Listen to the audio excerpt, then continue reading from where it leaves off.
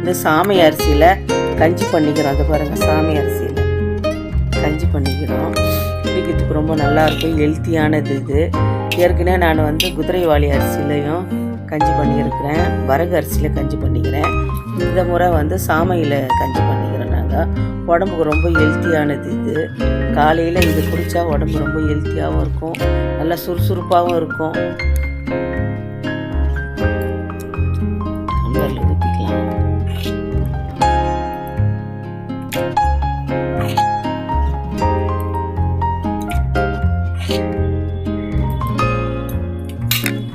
குதிரைவாளி அரிசி வந்து வீடியோ போட்டிருக்கிறேன் நான், அதை பாருங்கள் எப்படி செய்யணும். அதே மாதிரி தான் இதுவும் சாமையும் செய்யணும். நம்ம அதுக்கு தொட்டுக்க வந்து கருப்பு உளுந்தில் தொகையில் அரைச்சிருக்கோம்.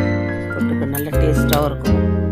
பாருங்கள், கருப்பு உளுந்தில் தொகையில் உடம்புக்கு ஹெல்த்தி, இடுப்பு வலி, கை கால் வலி எல்லாத்துக்குமே நல்லது இது. சாதத்தில் கூட போட்டு பிசைஞ்சு சாப்பிட்லாம், கஞ்சிக்கு தொட்டுக்கணும் சாப்பிட்லாம். நீங்களும் இதே மாதிரி ட்ரை பண்ணி பயனடைங்க. Okay friends.